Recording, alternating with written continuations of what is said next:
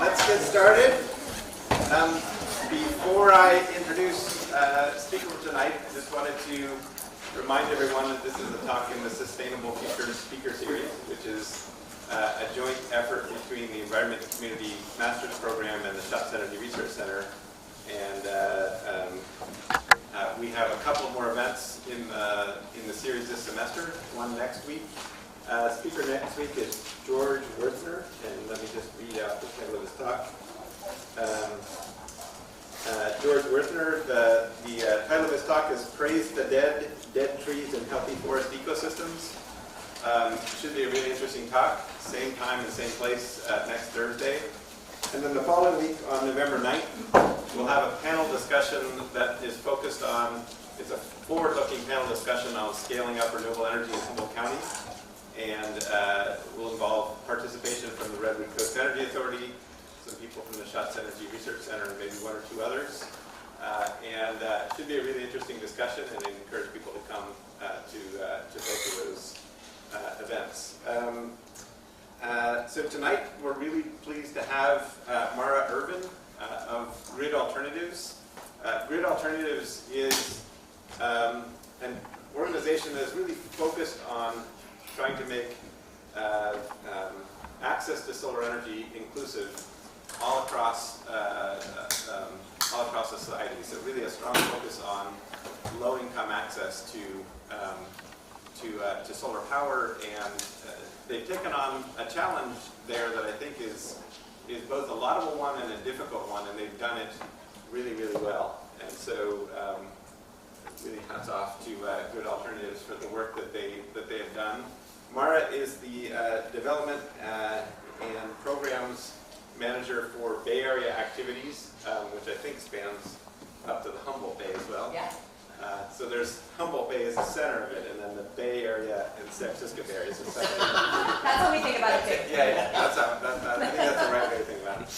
Anyway, that's her area of operations, and Grid Alternatives, for their work, not just in the Bay Area, but nationally, has been recognized by the EPA and the White House under the prior administration as being a climate action champion, and have won awards in other contexts as well. So they're not only doing a great job, they're being recognized for what they're doing. Without further ado, I'll pass it over to Mara. So please give her a warm welcome. Thank you so much, Ervin, and thank you all for being here. It's really fun to be able to talk about what Grid does and to be able to do it in our most primary Bay area.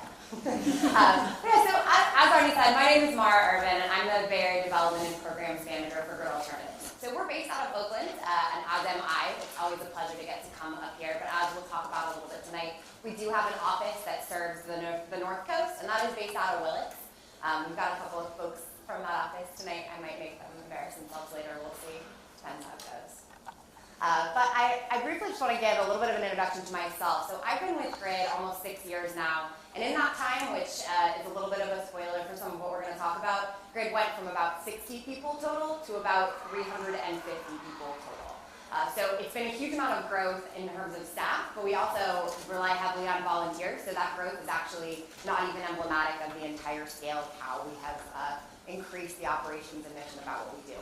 And so tonight, really, the topic is simple. It's how Grid is doing what we are doing, why, where, some of those kinds of general questions, some of what's been hard, some of what's gone well, and then we'll leave lots of time for questions. You know, this is really an opportunity for us to all have a conversation about what a sustainable future should look like and how it can include everyone. Everyone's going to be a buzzword for me, by the way, so just go with it. It's going to be great. Awesome. So I had to start here. I actually had left out this slide because these are assumptions that we typically make around the communities that we are talking with. Obviously, these are discussions that people have in robust detail. Thanks for closing the door. In some rooms. We're not going to have those conversations tonight. We're just going to start with these premises and this amazing graphic, which I found shamelessly on the internet. That's pretty great. So climate change is real. Clean energy is a part of the solution, and that's where I'm going to start as soon as my slide will progress. My too far away. Yes. Well, clean energy has an access problem. This may or may not be news to you. Folks have approached this from lots of different angles.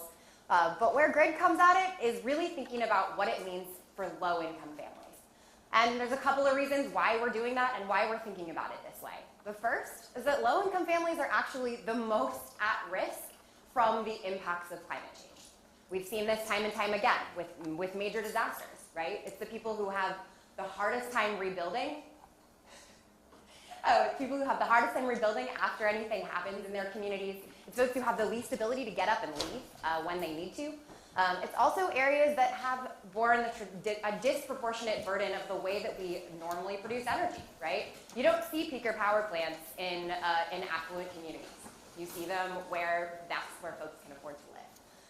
Also, low-income families spend more of their income on energy. This isn't to say low-income families are energy hogs. This is to say when you have a smaller income, a larger chunk of it goes towards your energy costs. But what does that actually mean? It means that on average, when you look at the numbers, low-income families spend 4 times more of their average annual income on electricity and other utilities than the rest of us, or wherever you fall into that bucket. So what does that mean? It means when we think about energy, and we think about energy access, and we think about reducing energy costs, we really have a huge ability for impact here. There's also, a lot of people, when I sort of start with those thoughts, people are like, well, yeah, but there's not that many low-income folks who would qualify for solar, where it could make any kind of sense. And that's just simply not true. The numbers, some of the most recent numbers have said there's 22 million single-family owner-occupied units in the United States, and more than 6 million units of multifamily affordable housing, 2 areas where GRID is heavily serving. Those are large numbers and large impacts given what we've seen in terms of some of the problems. I really should maybe go on the other side so I don't fight with this clicker every time. Let's see. Okay, there we go. So at GRID, our vision is simple. We believe that a successful transition to clean energy must include everyone. Easy to say, right? Stop there, we're done. We all agree, okay, bye, we're done. But really, in actuality, where the rubber hits the road, this is actually a really complex idea. The delivery of it's complex, who everyone includes is complex, and we're actually going to spend kind of a lot of time right now about to talk about that. So why? I sort of mentioned some of this, but as I said, it reduces energy burden for families and affordable housing owners who need it most, where that can really have a huge impact. The second one is also really important, and it's what the programs part of my title actually grew to mean, which is workforce development. The solar industry is growing 10 times faster than the national economy. That means there's lots of opportunity for jobs in this industry, but who's getting them, right? That's a question we ask and think about. It also accelerates the clean energy transition, which, as we said, is a good thing. And then also, as I started with, it really can address critical environmental justice issues. Some of the areas that we serve right out of our Oakland office where we see the most activity are 2 communities, one in Richmond, right next to a huge Chevron oil refinery, and the other is the Bayview in San Francisco, an area that had one of the region's last peaker power plants and was actually shut down by community activism only a few short years ago. These are areas that are still seeing disproportionate rates of asthma and other related health issues where those environmental justice issues can compound to make life more difficult for folks who already have more challenges. So who GRID is, I'm smiling because I love our co-founders. This is Tim and Erica. Tim and Erica started GRID Alternatives in a garage in one of their homes in Oakland. And they started it because they were working, this was 2001, 2000, and they were working in the for-profit sector. And they started to have this crazy idea that nobody has ever had before or since, which is clean energy works. It can save money. It can actually generate electricity in a way that's more sustainable, more affordable.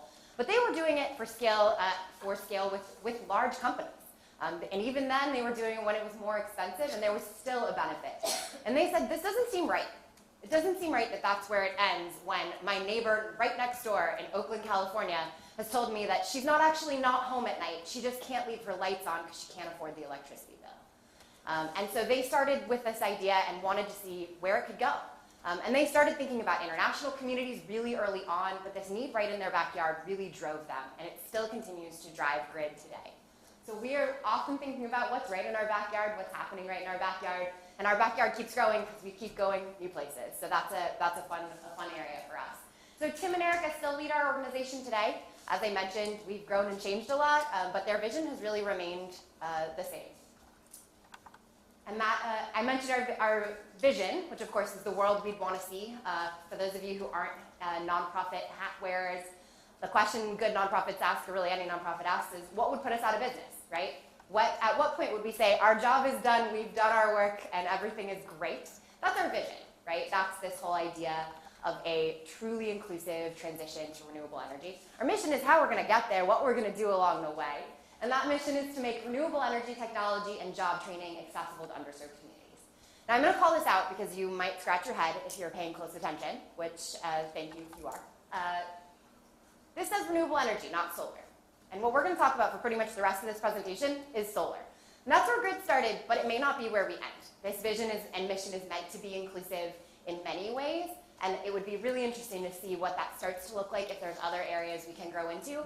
But for now, you are not mistaken. This says renewable energy, and the rest of the time I'm going to talk about solar. I will say that. We can talk about it more later. But we'll go from there. Awesome. So how do we do this? Well, we do this in a way that actually tries to bring in as many positive benefits, as many actors as possible, and really tries to make sure that GRID is leveraging every dollar to the best possible benefit. How? Partnerships, volunteers. So we have a barn raising model. Our systems are installed under our impressive construction staff in the field who are not only, installers who have incredible technical expertise, but are also teachers and mentors who help bring folks along to learn along with us. We also work heavily in partnership. If there's someone who we can partner with who's doing work, we don't want to replicate the wheel and try to be like them. We want to work with them. And this whole idea of a triple bottom line, I might come back to as well, is really that we're addressing as much as we can around three major areas in every way. And those three are people, planet, employment. Again, we like simple words, simple things that can sometimes be a little more complicated when you get into the weeds. So as I mentioned, our work right now is largely in solar installation. In workforce development, this is, as I was talking about, green jobs, access to green jobs. And then a growing focus as well in policy and program development.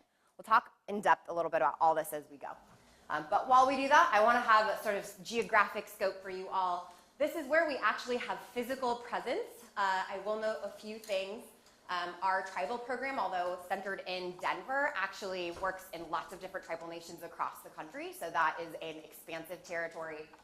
And our international program, which I'll also talk about, it is based in Nicaragua, but we do run trips that are in both Nepal and Baja, Mexico. Literally right now, today, we are doing our first pilot in Baja, so it's brand new, but we are not physically located in those territories. All right, solar installation. We're going to see a lot of pretty pictures of solar. So there's a couple of different areas that GRID focuses in solar, and I'm going to talk about them separately, even though really they all are encompassed by this idea of everyone, right? So again, everyone, we're keeping that present. And the first is single-family solar installation. Single-family, until I started working at GRID, was like, what does that even mean? This is a really standard terminology that's used to specify a home that is a single unit. That's it. It's not that complicated, but just in case anyone else was scratching their head, because when I first heard the term, I was like, I'm sorry, what? Yeah, so single family. So this is really intended to directly serve low-income homeowners. And yes, that still is a large subset. That still represents that 22 million units across the country I mentioned, who live in and own their own homes, where the solar is just like anyone in the sort of standard for-profit sector, going on their roof, helping reduce their electricity bills, still connected to the standard utility grid. We'll talk more about that ins and outs. But really, it's about single-family installations. Now, this is where GRID started. We thought we were a huge success in 2004 when we did our first 2 installs through a big party. We're now doing a little more than that. But this is still a key area of bread and butter. And what we do is really turnkey. So GRID isn't just an installer in the field. We're not just a back-end financer. We are not just finding the clients. We're actually doing all of that and then some, including something that I think is important to call out, even though it sounds wonky, which is a 10-year labor warranty. Sounds wonky, right? But what that means is that we're ensuring for 10 years after we are there that the family can still benefit, that there's no harm being caused by the system that we've installed. And then on top of that, there's equipment warranties that extend sometimes as many as 25 years to help protect this system.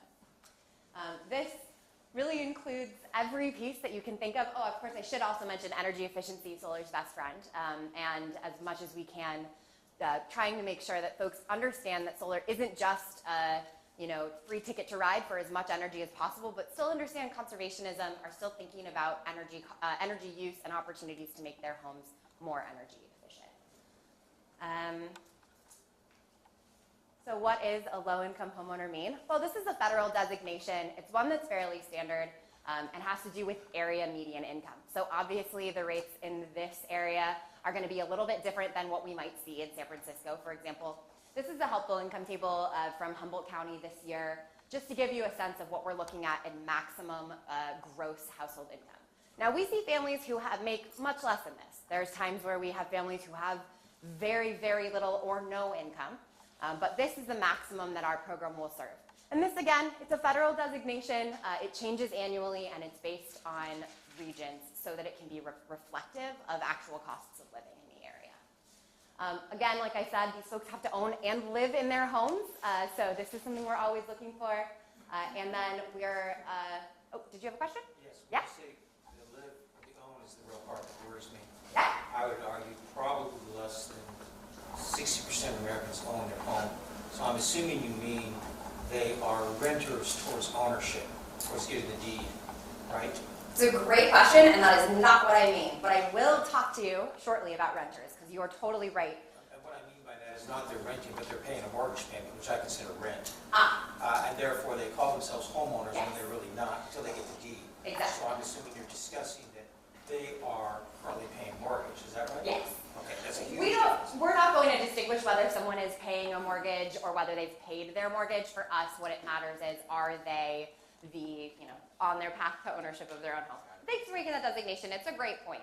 But that's not something we're looking into. What we want to make sure, and really the idea here, is to ensure that actually the system we install, which lasts for 25, 30 years, I mean, it's not going to stop producing energy just when it reaches its sort of maximum, or as it sort of goes into a cycle of degradation.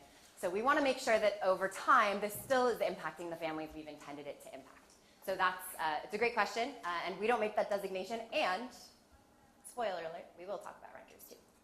Thank you. So this also has an additional set aside that's worth explaining. Under that same theory of ensuring there's a long-term beneficiary that is relevant to GRID's program, we're looking at this idea of an affordable home.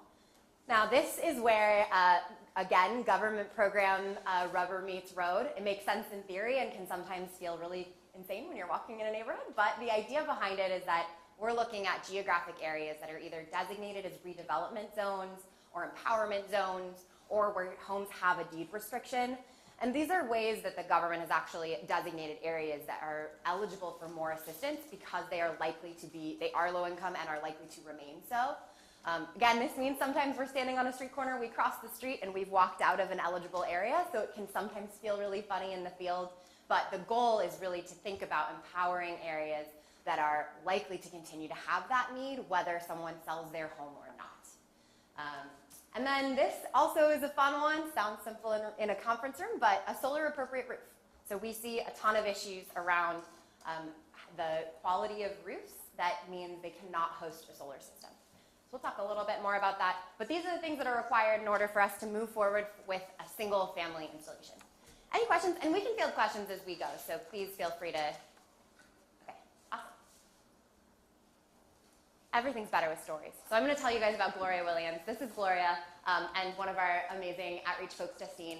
Gloria is a homeowner in Menlo Park, which is famous for being the home to Facebook. Nods, we at least know Facebook. But Facebook is a huge company. It's been growing incredibly. They have a large campus there. And Menlo Park has seen a ton of changes. But there's huge areas of Menlo Park that have actually been completely left behind, and Gloria lives in one of those neighborhoods. And this neighborhood is an area where there's still a ton of gang violence. We were there about a week after her nephew's funeral, who was lost in violent crime.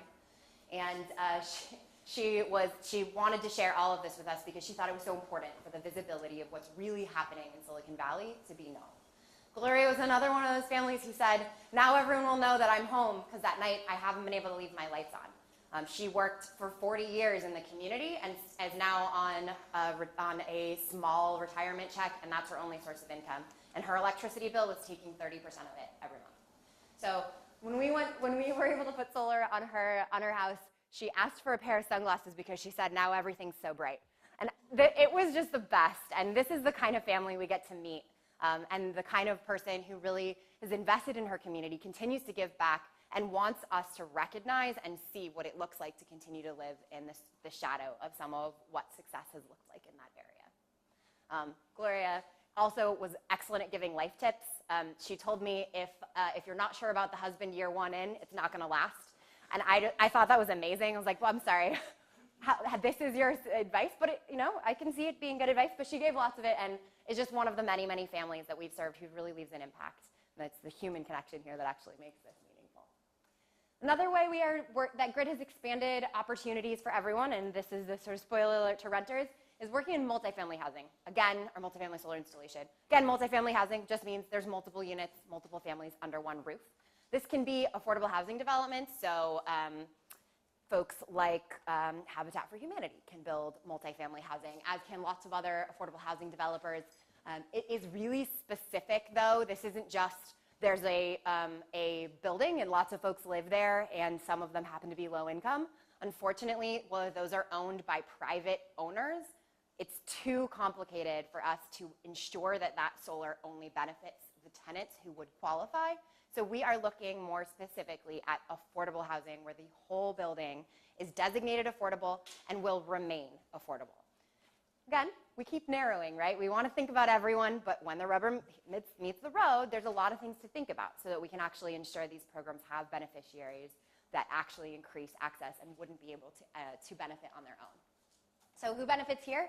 Often, low-income tenants and renters, straight onto their utility bills. Instead of paying the full price, it'll come down to 75% or even 100% off of that, offset by solar. Also, housing developers, and this isn't just someone's rich uncle who's building and buying as many properties as possible. Again, this is where we're looking exclusively at folks who designate affordable housing, where anyone who lives in those units for the long term will be designated as low income and will be someone who can benefit where they wouldn't otherwise be able to. GRID in here does a lot of things. In addition to direct installation, same sort of thing, but slapping glass in the field, if you will. We also do a lot of technical assistance. What technical assistance means, and is again a sort of industry buzzword, is really just the research to say, does your building qualify for solar? Is it a good deal for solar? How can your tenants actually benefit? Is it only going to offset a central load, or will renters themselves actually see a benefit on their bill? How much would it cost? Do you have weird skylights and vents that mean there's no place for a meaningful amount of solar to go? Do you have a building with 100 units that are all stacked vertically so high you have no roof space for solar? Now, a lot of affordable housing developers are moving really quickly, helping to solve crises around housing affordability and to create affordable housing units. This is really important work, and it's not surprising. They might not pause to say, wait a second, is solar feasible? Can we go solar? And so GRID has actually received a large grant, and it was just renewed, in order to provide free technical assistance to as many multifamily housing developers as possible, where we are proactively saying, look, we've done the research for you, solar is a great fit, in order to help that move forward. This also really hinges on resident engagement, which I will tell you about right now. Again, story time. This is not a fake picture. This is a real photo that we took with the drone over our largest multifamily housing development yet. It looks fake, right? I swear to you it's not. I didn't even Photoshop it. I don't even know how to Photoshop. This is called Triangle Court. And you can kind of start to tell, but the funny part about Triangle Court, the whole thing is shaped like a triangle. It's cute, right? And it's in an area in the city of Richmond, California that's called the Iron Triangle. Now, the Iron Triangle doesn't sound very warm and welcome and inviting. Its history matches its name.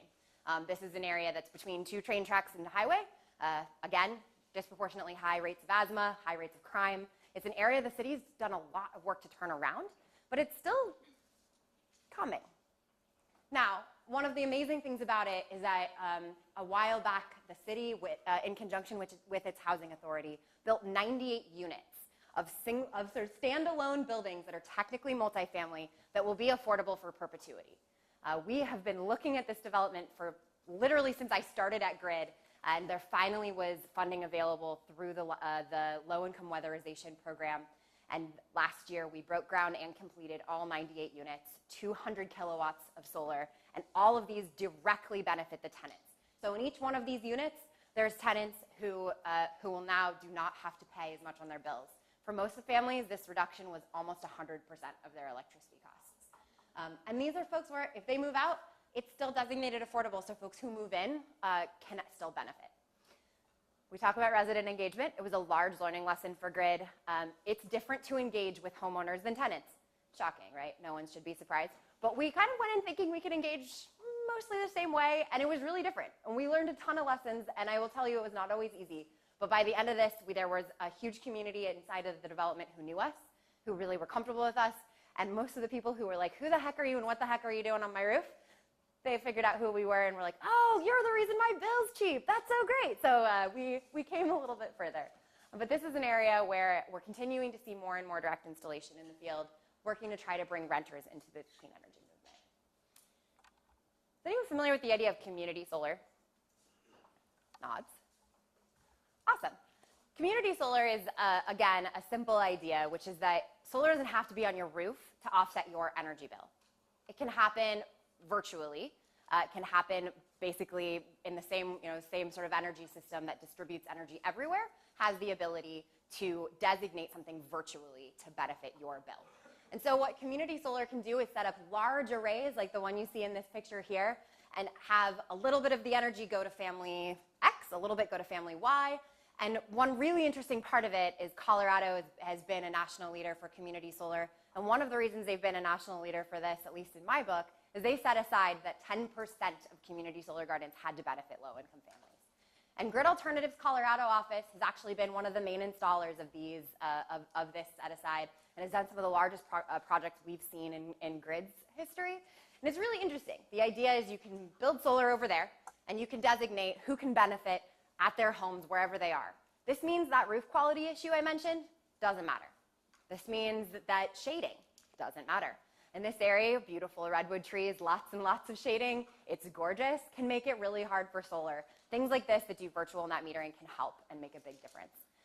We are really hoping to see some of this happen in California. It's been a little bit of a slower process, but hoping we get to do a little bit more of that. I mentioned Grid's tribal program a little bit already. Our tribal program has really been a product. Oh, yeah? Yeah, I actually have a question about the previous slide. So, for the customers who are receiving the electrons from those panels, do they become net energy metering customers? Great question. So, and if they do, and they become a net producer, are they receiving those credits? Yeah, great question. I was literally in my head was like, I know you're gonna ask the second half of this and I'm not sure I know the answer.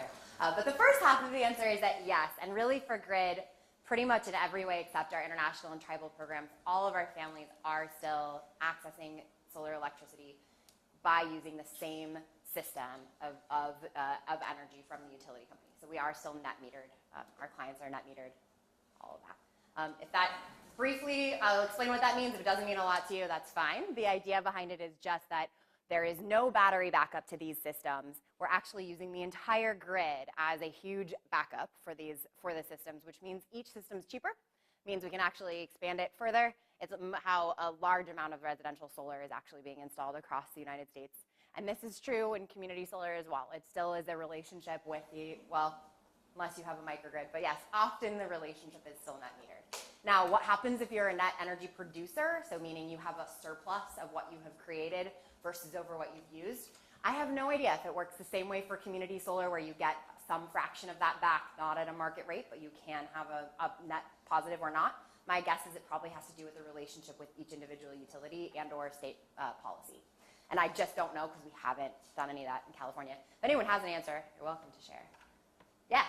Well, I just want to speculate that it seems like it wouldn't specifically be like they're sending the electrons to those houses, but that the net metering system just organizes it and is keeping track. So, Totally. So, yeah. Yeah, so I understand it fits into the pool of, whatever that energy mix is in that local area, but I just wanted to know if when they get enrolled as net energy meter customers, if they're receiving credits within the next billing cycle or annual true-ups, Yeah. et cetera. So Yeah, so our customers are mostly on that true-up cycle where it's an annual net net production versus net use.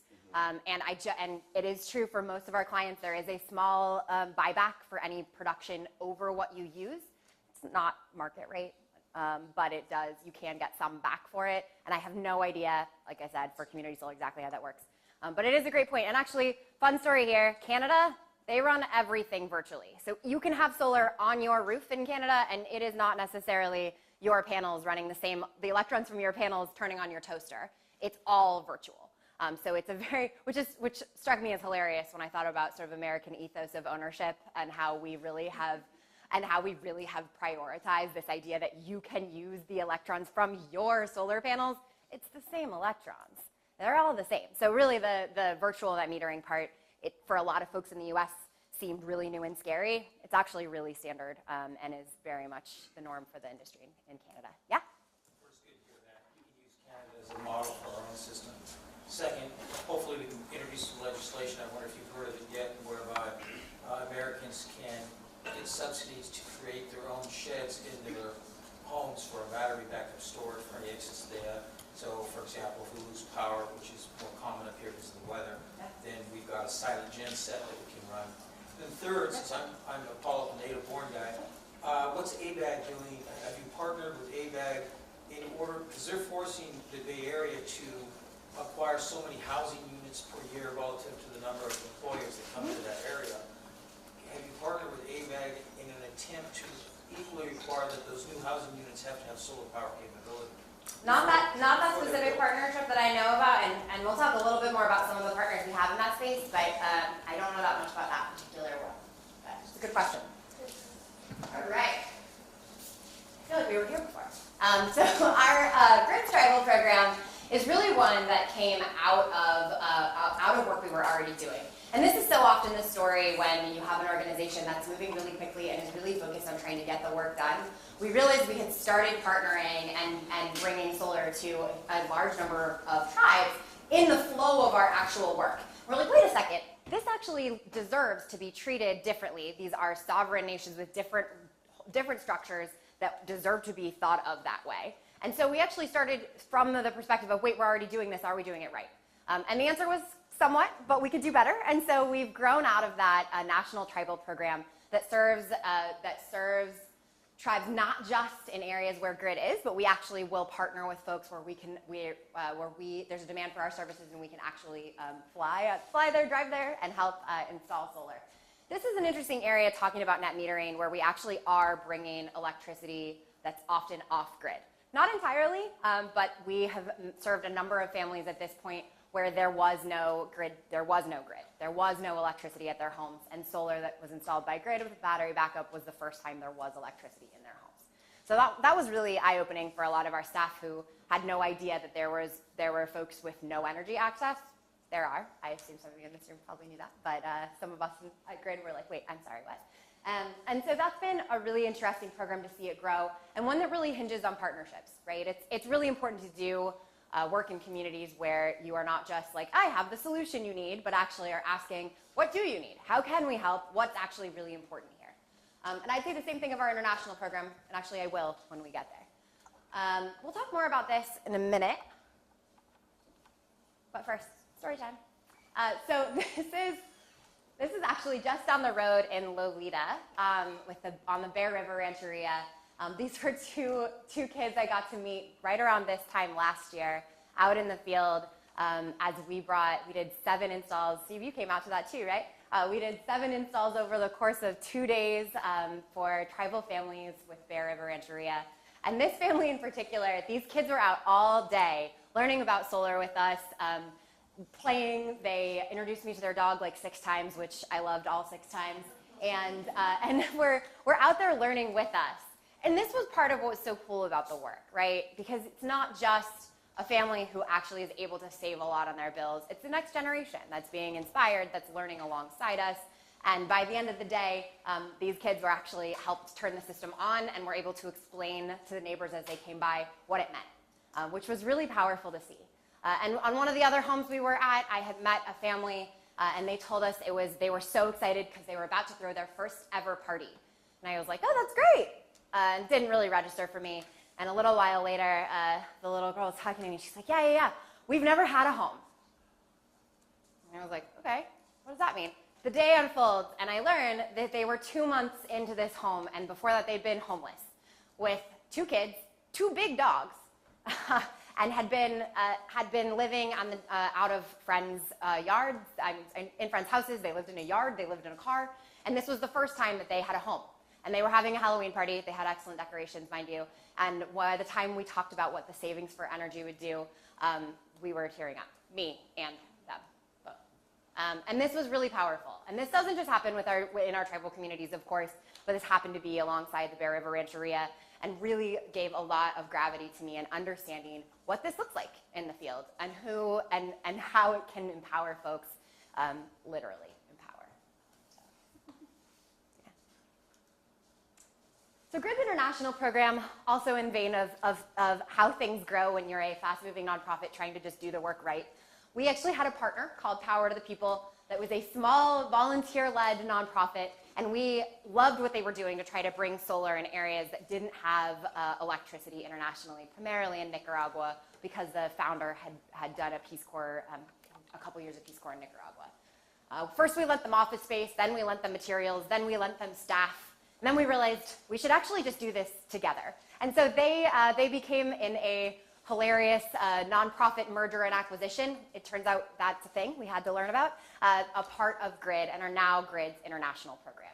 And this is really driven on the idea that folks can take a trip somewhere else, have some opportunity to do normal touristy stuff, see the beach, eat some really good food, but that actually what you can really do is help install solar, bring the money to install solar, and work with local partners who will actually ensure those systems continue to run for perpetuity and bring power where there wasn't any before.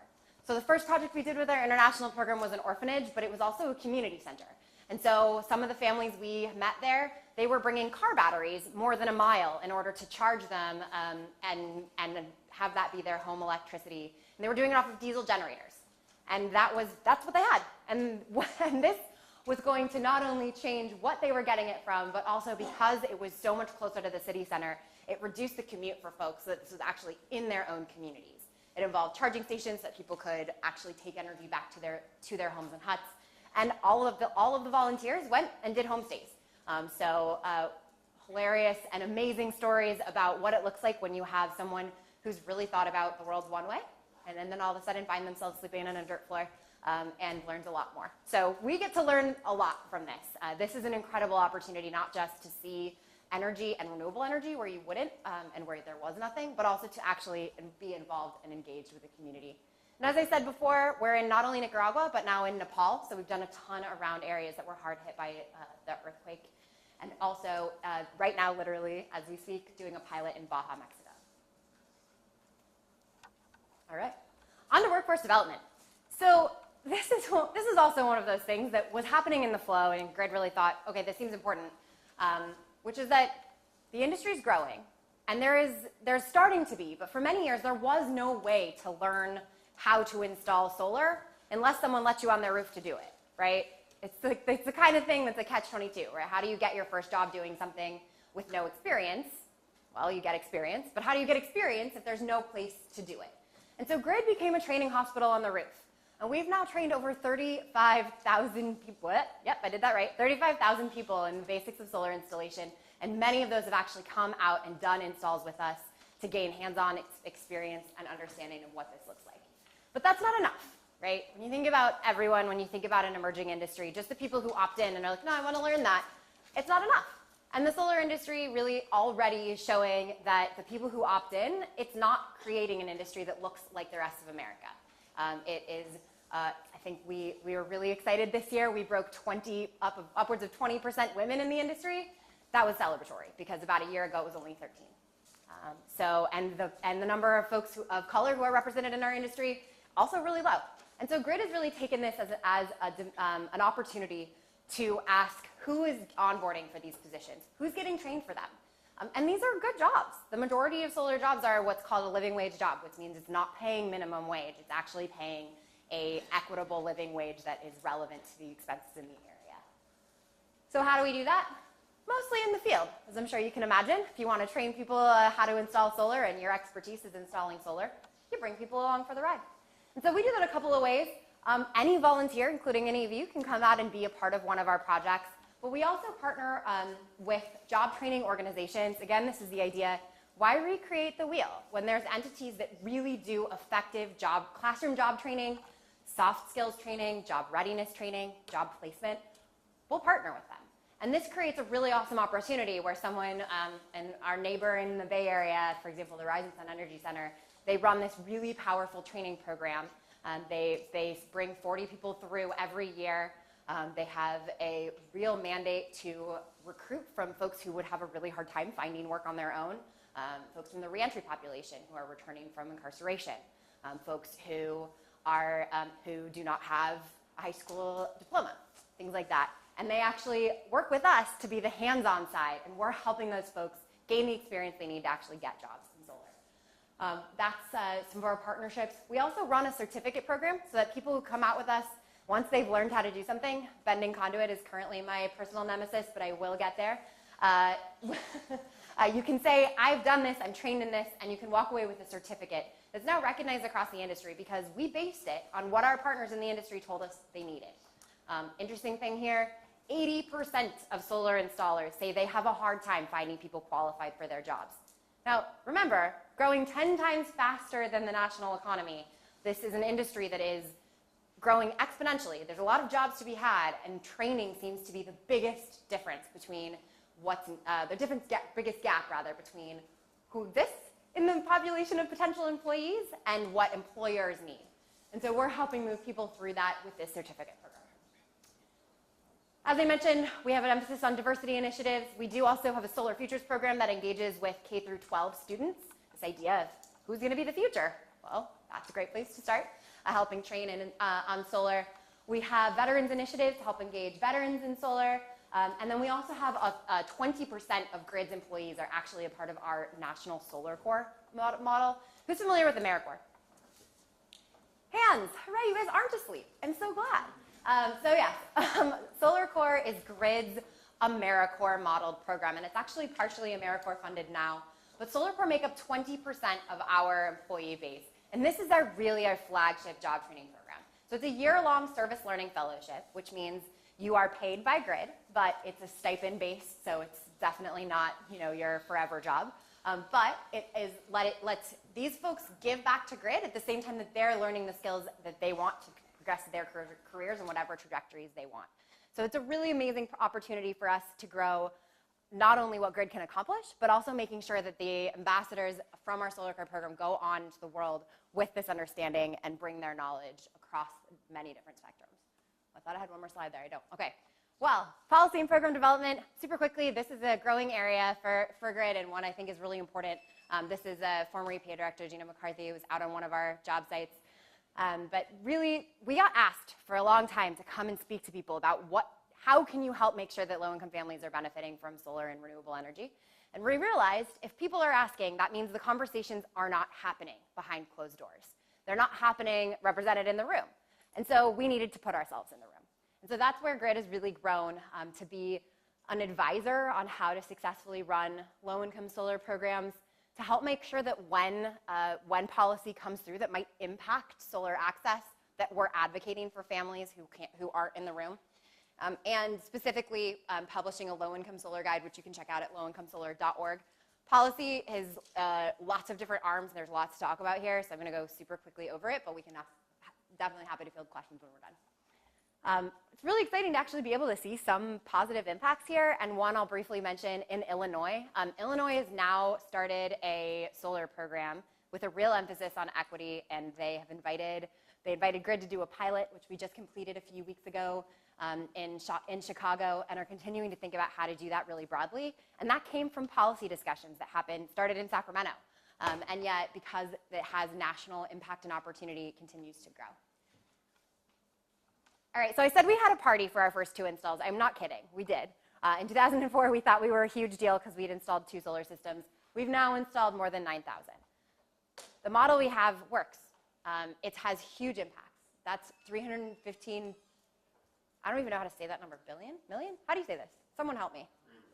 Yeah, what you said. Okay, 315 million. Wait, billion? Million? Thousand? It's $100. No, okay. I never see it written out like that, and apparently that's really flummoxing me. But anyways, as you can see, this is direct family savings. This isn't money that's going to grid. This isn't money that's going to the government. This is money that's actually just being saved in the pockets of families who don't have to put it towards electricity costs. I mentioned 35,000 people have come through grid and received training.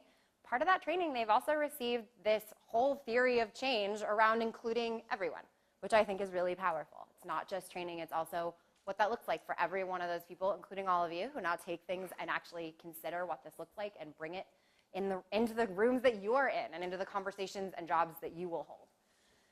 There's also a huge environmental impact, which of course is true anywhere you install solar, but 823,000, wow, numbers, man. I don't know where my head went. 823,000 tons of greenhouse gas emissions prevented, which I prefer to think of tangibly as what does it look like if you took cars off the road for a year? 157,000 cars off the road for a year in terms of emissions offset.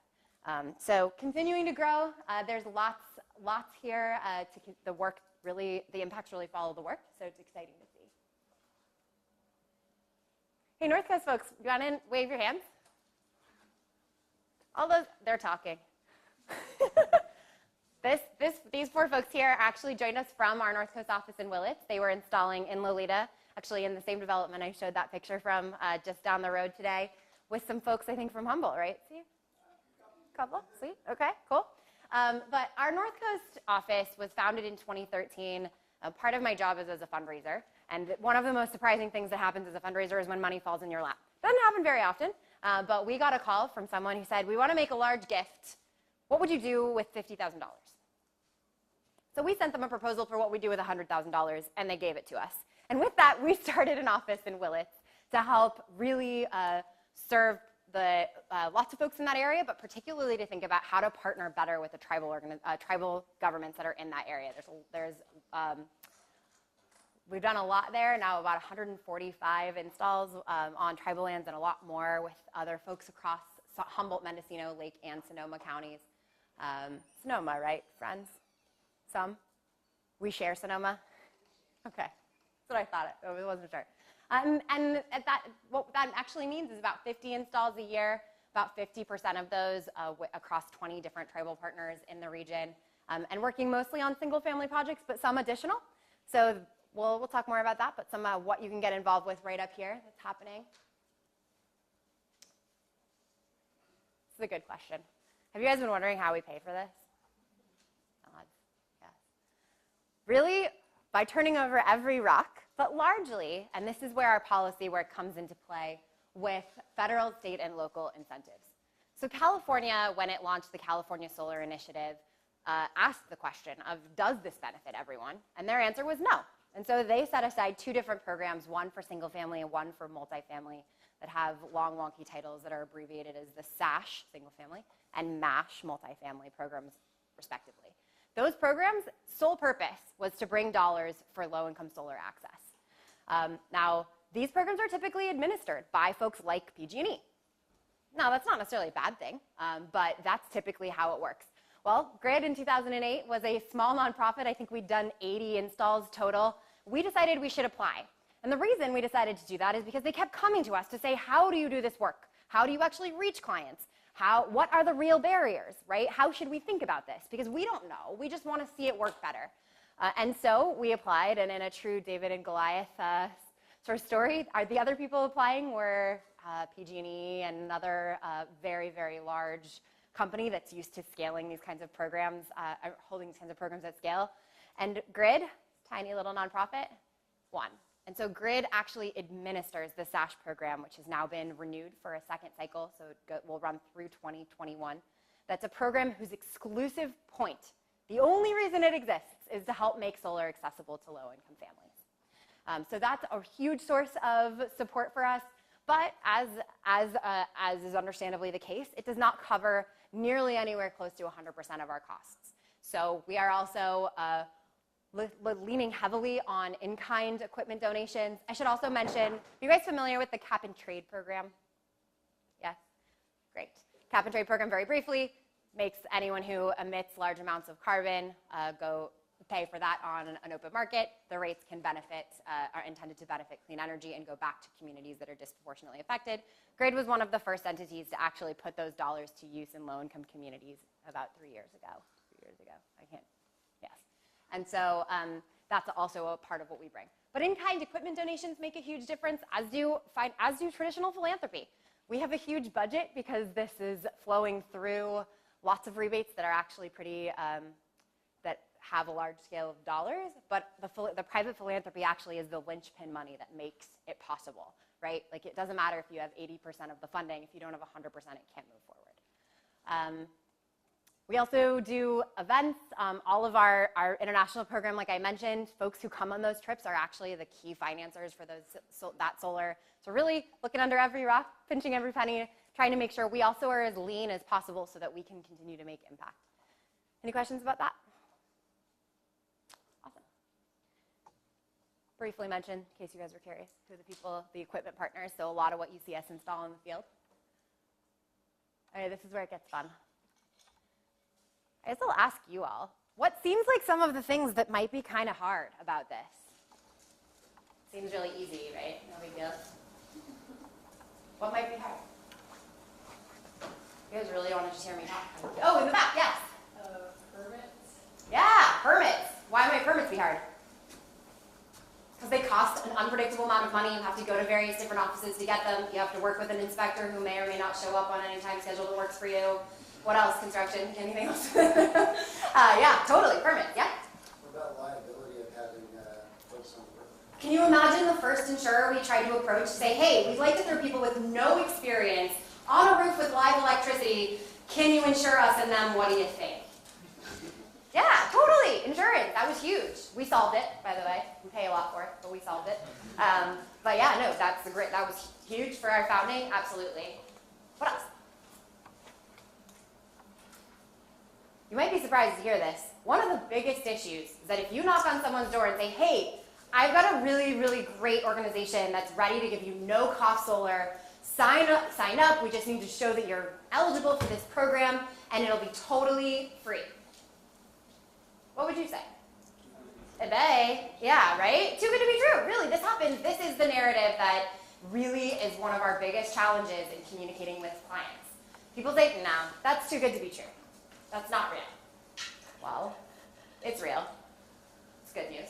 But what it means is that we're often working with client trust.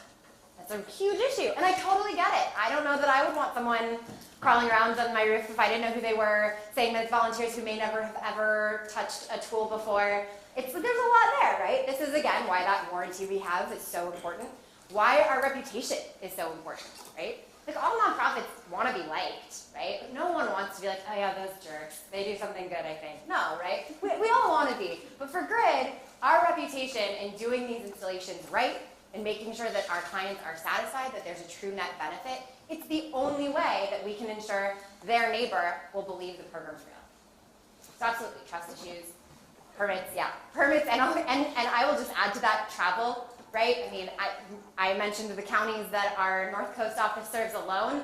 That's a huge territory, right? Hours and hours of drive time between a permit office, our office, where our warehouse is, where the volunteers are. So absolutely. I'll also mention in outreach, so this is specifically where we work directly with clients, trustworthiness, hugely important. Paperwork, right? In order to verify that folks are low income, we need to know what their income is. We do this by trying to keep the simplest form possible, which is looking at their previous year tax return. Now, even getting that and all the things we need, we also need proof of homeowners insurance and all of these things that make total sense. But the more things you need, the harder it can be to get the full packet complete. Communication. We also have lots of clients who have pay-as-you-go cell phones, which means they do not have a fixed phone number. Now, permits, right?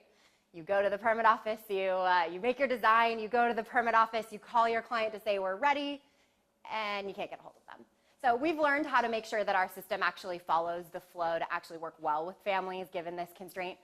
Internet access. This is changing a little, but when I first started at Grid, we couldn't do basically anything online because a majority of our clients had no email accounts, had no access, or had limited access. Now this has changed in 6 years even, and it will continue to change more, I'm sure, but that's, and also depending on region, but that can be a huge issue. Construction, I already mentioned roof conditions. That really is a huge issue. Also, electrical panel needs to be able to host a solar breaker, so there's issues there. Also, this 10-year warranty, it's vital to our work, but it means we're getting calls from folks we haven't heard from in 8 years at random across our service territory. And we'll go, and that is super important, but it means we're thinking really a lot about, as this 9,200 systems we've already installed age, how do we keep it up? Yeah, I don't know if you guys have heard this before, but there's a huge issue with solar internationally, where there's, and I'm not even going to give a percent because I don't remember it exactly, but a very large percent, I remember it being like over 30% of systems that have been installed internationally are sitting there unused or unusable because there's a warranty issue. There's something breaks, and no one knows in that community how to fix it, how to make it work, and nobody's responsible. Grid is really clear we are going to be responsible, but that means we got to keep thinking about, as we grow, how do we keep up with making sure that that responsibility is still something we can follow through on. Financing.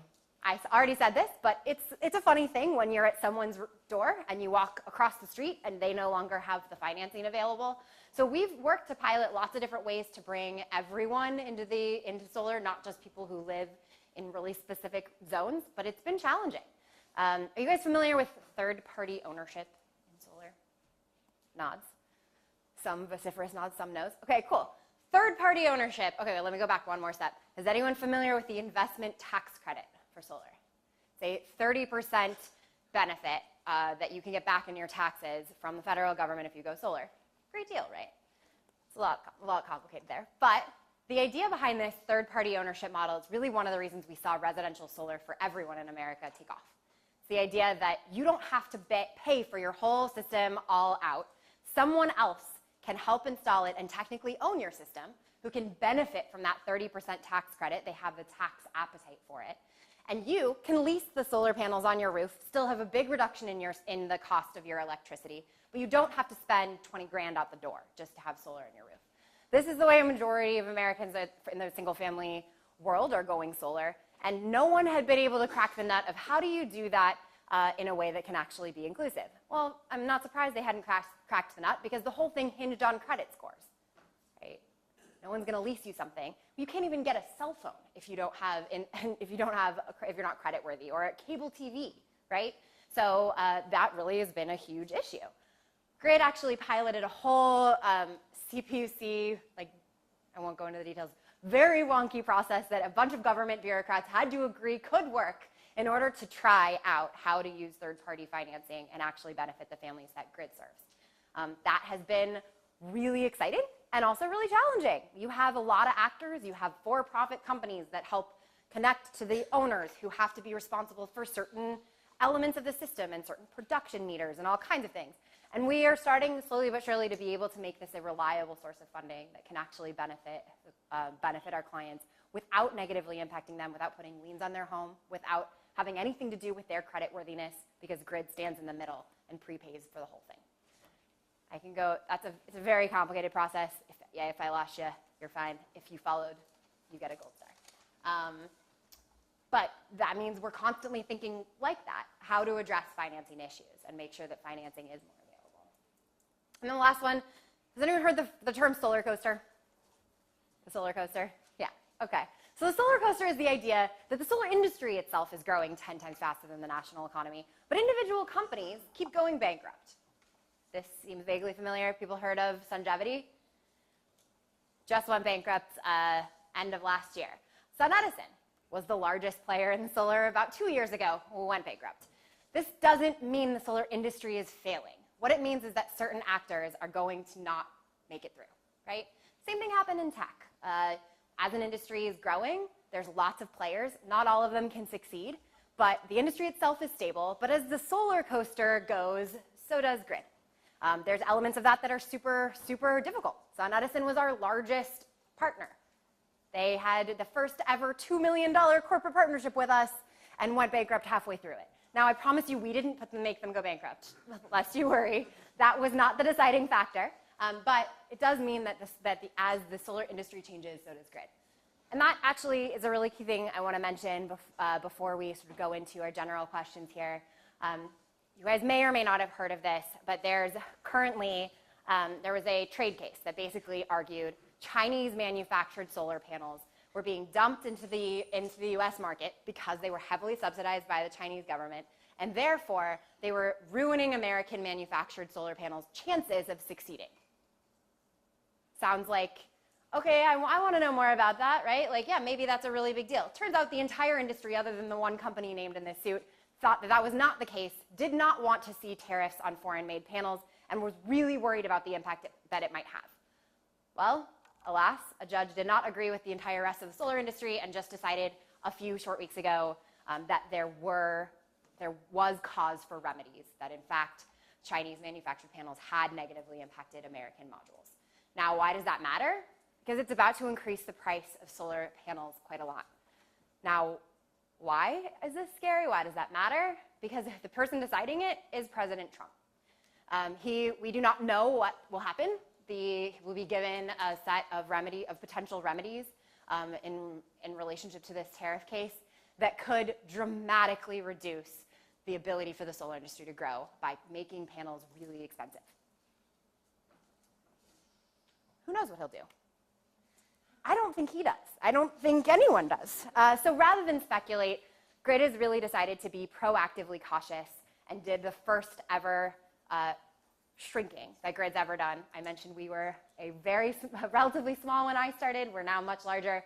We just shut down an entire office in New York because of this decision. Now, I'm not like, I don't want you to cry for us. Like, it was hard because I've loved this organization for so long. What I want you to understand is simply that the solar industry is watching this really carefully, and it's really important to understand the issues at stake. It's not as simple as like China bad, America good, or the other way around, right? It's actually a very complicated thing, but understanding that if the message starts to come out as it's an America first message, there's more here. The solar industry, American manufacturers included, really do not stand behind the remedies that have been proposed. It's really like the whole industry is surprisingly united around this, around keeping the cost of solar low in order to try to make sure that we can continue to deliver solar at costs that matter to help the expanse of clean energy. Grid also is a part of that. Of course, everyone right now is guessing. I've seen estimates that range widely in terms of what the impact might be. We don't know anything for real yet, but stay tuned and be informed. Read a little bit about it when it comes out. Question people who think they understand it, because it can seem simple. Again, it's one of those things that's not. And don't take it as the harbinger of doom. There is still real cost effectiveness around solar, even with some of the more expensive remedies and tariffs. But it's just a sort of upcoming and really relevant issue for us to all have a little bit of awareness about. Suniva is the company, by the way, if you want to know how I feel about them. All right, so we started with climate change is real. Cool. We started with clean energy as a part of the solution. And I hope now we can also add our movement must include everyone. That it's hard work, that we actually do a lot to make sure everyone's involved, and we still don't have even at Grid, any semblance of everyone included, but that it's important. And that in fact, as we look at how we produce energy and who can benefit and how successful a transition to clean energy can be, we can't actually walk forward with our hopes and our eyes shut. We need to think about doing the hard work, doing the community building, doing the grassroots-based work to actually bring everyone along. So what can you do? You can volunteer. Come out, check it out, install a system. You will meet people who change you. I have on basically every install I've been on. And not only that, it's fun. We have a good time in the field. And we do have insurance, thank goodness. So that's a good sign. We are doing some work in Humboldt County, but also down in Mendocino, if you guys ever have time down there. Or if you want to see other opportunities across the nation in the various places Grid is, you can find us online, gridalternatives.org/volunteer. We also have a solar spring break program that engages college students and graduate students in a week of alternative break. So instead of Cabo, you can come to Baja. That's like I really need a better tagline than that. I'm not going to use that one again. But the idea that you can actually spend your week with a grid office, helping give back, learning with us in the field, finding out things that might impact what you want to do in your career, and or teaching us things, because we learn all the time from the folks who come out with us, as I'm sure you can imagine. And also our Camp Solar model, and this is actually specific to California's North Coast. It's really beautiful up here, and a lot of people in the Bay Area want excuses to come up here. Sorry if we make traffic worse. I hit traffic in Willits the other day, and I thought it was the funniest thing ever. I see you shaking your head at me, Cora. Anyways, but our Camp Solar is actually opportunities where we'll put together a camping site near where we're installing solar, and we'll host a group to come install solar with us. And as a part of it, if you want to put together a group, we do, just like our international program, ask you to help either fundraise or donate to be a part of the cost of that system. But it moves forward a project that we couldn't otherwise finance. So it's really helpful. And we're using this model a lot with our tribal partners. So it's also really, any of our installs are really exciting to come out and be a part of. But that's all. I can hang around and give you guys info, but it's also on our website. Refer clients. I'm not kidding when I say getting clients signed into this program is actually a challenge. Once someone knows us and they tell their neighbors, there's times where we have communities that total domino effect are all ready and excited.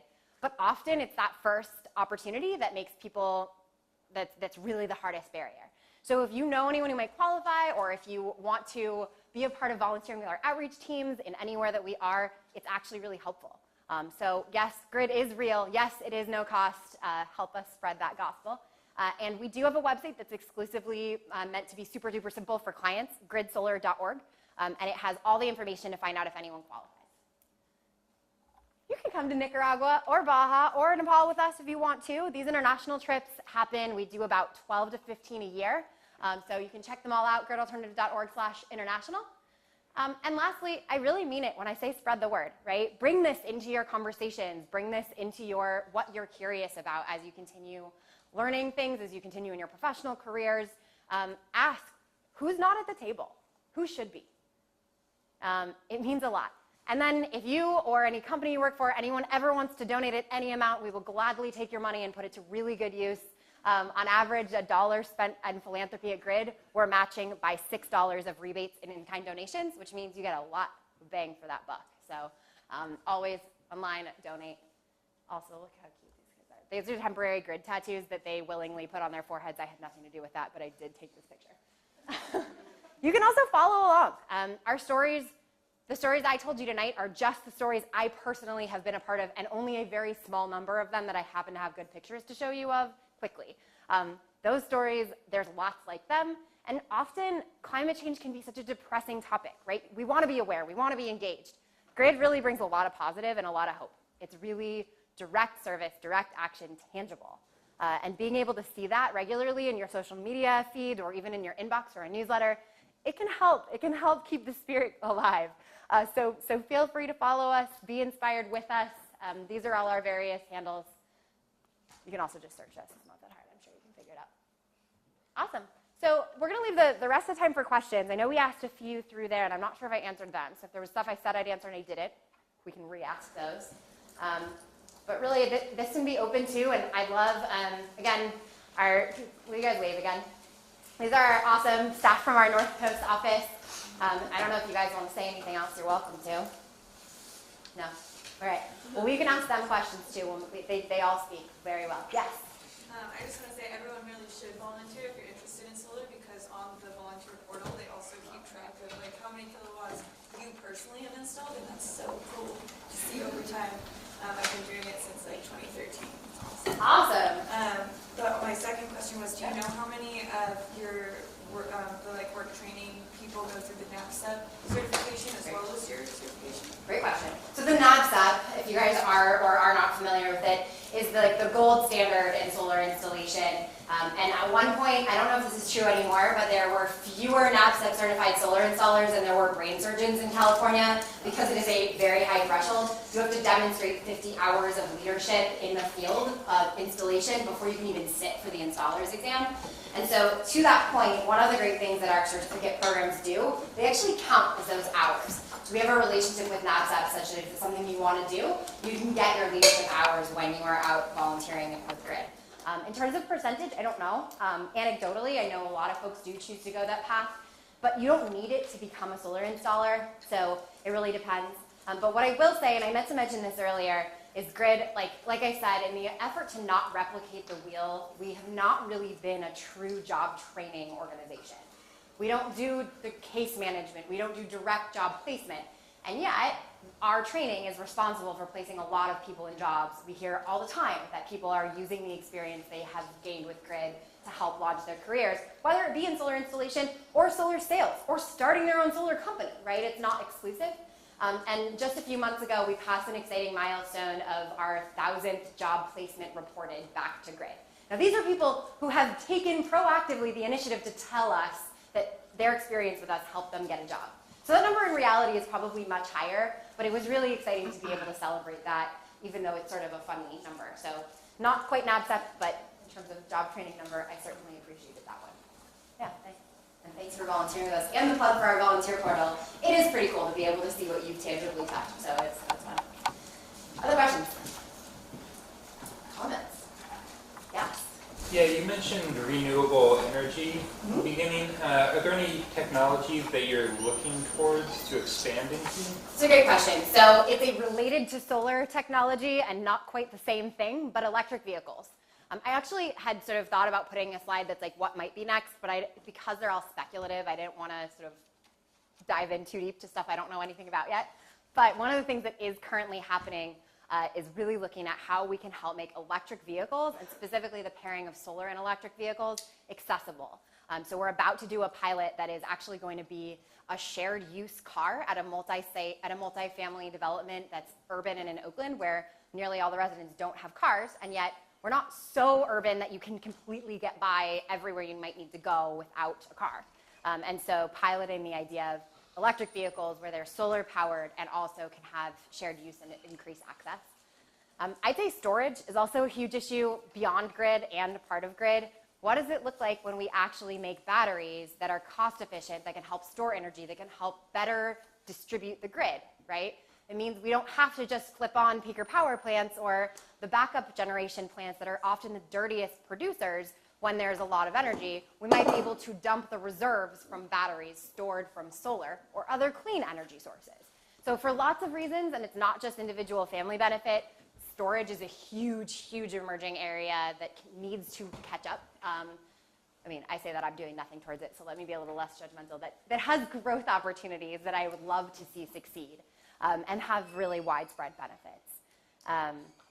And you know, there's some really interesting pilots around storage. I won't go too deep into them, but I think that's super interesting. And then, you know, we are always looking at, like, are there opportunities for wind or for other renewables where there's the same kind of direct access issue, right? Grid is really asking the question of where are the problems? And because so many of those things are happening at the utility scale, behind the utility, and not at the consumer choice place, we haven't jumped into access issues there. But we could. No, that's a good question. Are there renewable energy technologies you are watching that you think we should all be keeping an eye on? Me personally? Or yeah, did you have anything in mind? I don't know enough about your company to make suggestions. Totally fine, totally fine. And I think one of you had a question also. Yeah. In terms of accessing the money that you guys find for people and for installing solar, do you have, I was on your website earlier today, but I didn't think to look for this. Do you guys have the paperwork, like the qualifications posted online, or do you have to go to the family and then? Great question. Gridsolar.org is actually exactly where all of the qualifications exist for our client-facing benefits, like whether you would qualify or not. It is not, because of the way that those service territories are, that whole like cross the street and walk out of one kind of question I mentioned.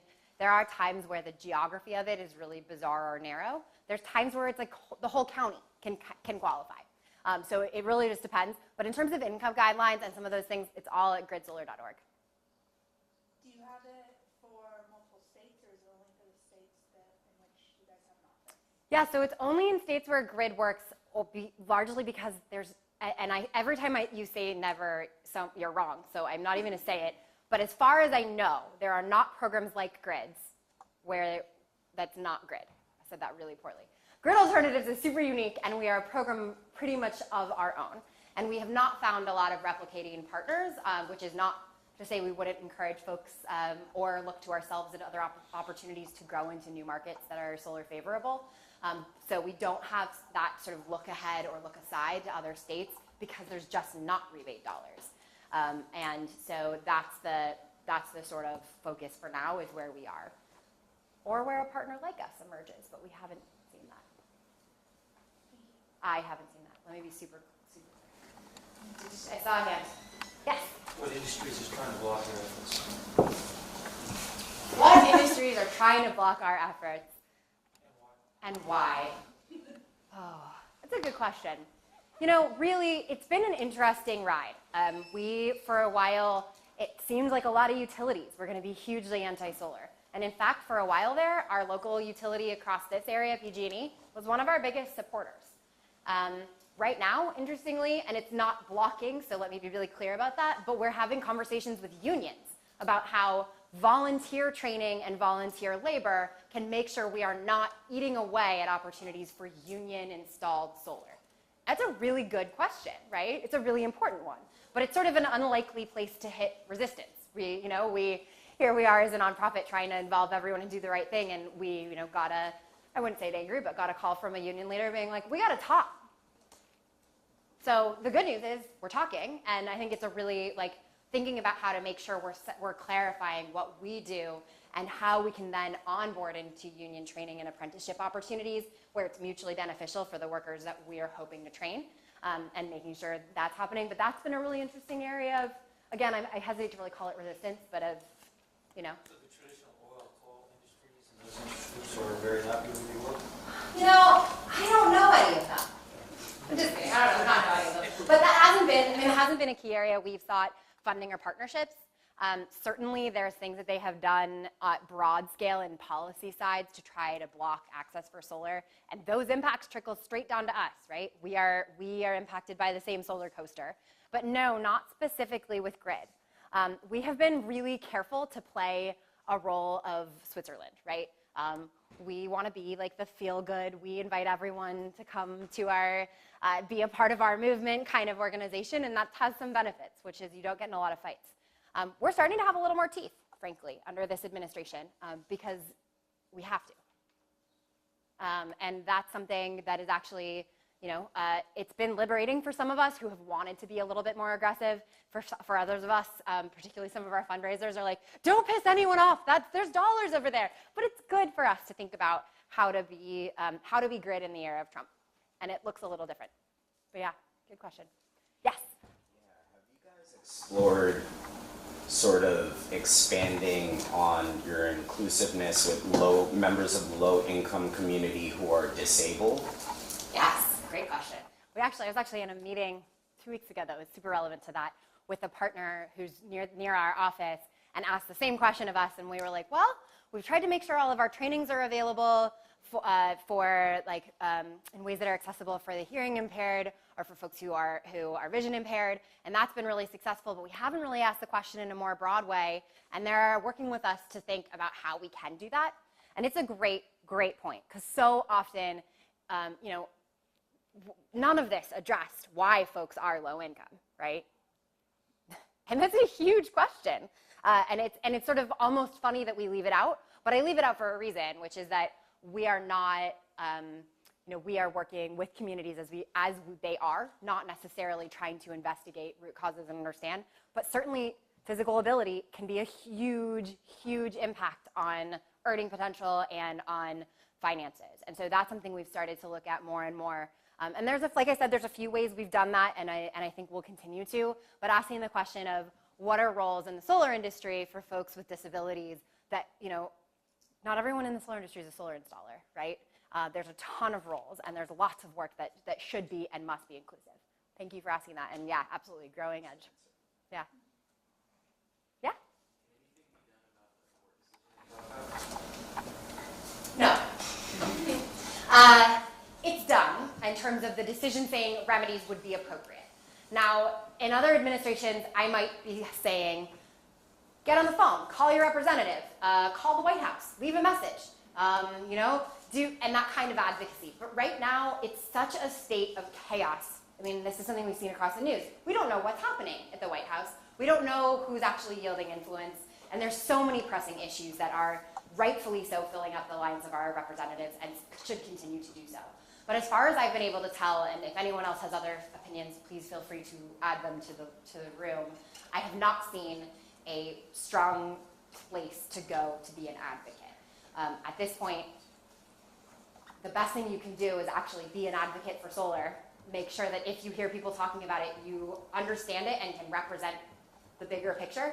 And there may be a time, I mean, I hashtagged it on purpose. Hashtag Save Solar Jobs is the solar industry's response to the tariff case, which is actually trying to make a movement of visibility around what people working in the industry and benefiting from solar actually believe. And so certainly that may become an area where those voices do matter. And, you know, so easy to hashtag, put a hashtag on anything you write. It's a hashtag.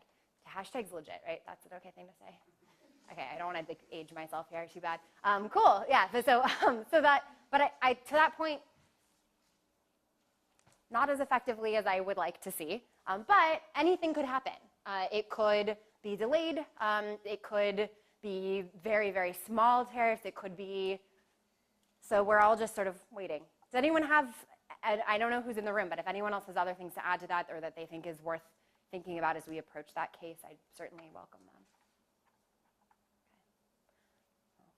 Okay. We will certainly be, if you join the grid mailing list and there is ever an opportunity for us to be passionate advocates, you will know first, because we will be screaming it loud and from the rooftops, but unfortunately not. Time, how are we doing? One or two more questions. Okay, one or two more questions in the back. You mentioned energy efficiency. Yeah. So is that just education, or do you also do energy audits and stuff like that? Yeah, great question. So we do a very basic energy audit that sort of depends on the homes as we see them. There's times where we've been able to give out some of the basic implementation devices of energy efficiency, like LED light bulbs and things like that, or CFL light bulbs even, that are much more efficient. And it really just depends. It depends on the funding available. A lot of what we're doing in energy efficiency is referrals. Excuse me, so there are programs that run really robust energy efficiency programs for low-income folks where it's completely free to come in and have someone do an audit in your home and help figure out how you can save more energy. And so we do give out and distribute that information everywhere. And then there's areas where we'll sometimes do a little bit more. And it really has varied as that funding is available and as we've seen the client need for it.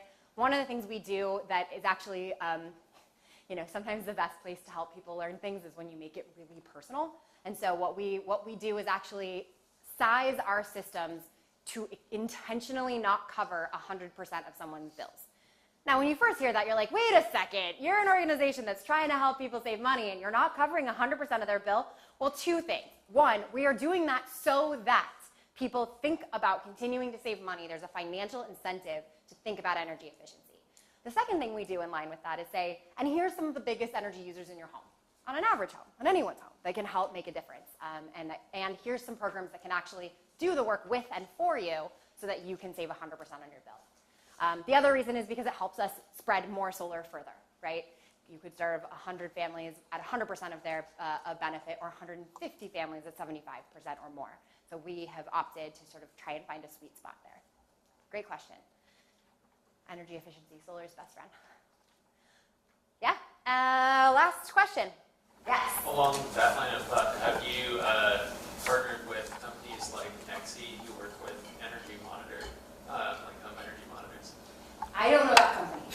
Okay, so one of the professors in the engineering department here, named Lonnie Raffman, has a company called Nexi that does a home energy monitor wired into the house's grid, basically. So you can see like a 24-hour history of like each hour of the day you have like a color that's like really easy to identify at a glance. Yeah. Like how you've been doing, and you've got a central color, that's how you're doing right now. Nice. I like that. So. Yeah, I don't know that we've done anything like that yet. The thing we are constantly looking at, and again, it is becoming less and less of an issue, but one of the reasons we've really shied away from doing our own monitoring is internet access. A lot of that requires an internet connection in the home. That's not true for all families. And so we want to make sure we're not setting up a program that's based on something that's actually not equitably accessible. That said, our third-party ownership models, that model does require monitoring. They do the monitoring, so that's been really interesting. But I don't know that it's included any broader, they monitor the system, I mean, I don't know that it's included with any broader emphasis around energy efficiency in the home. But it's a great question, and it's something you can learn a lot from by doing simple research on what are the biggest energy hogs in your home and making those changes. You will see a difference, if, you know, and even just in your own life. So that's certainly something we can all do. Well, thank you all so much for taking the time and being with us.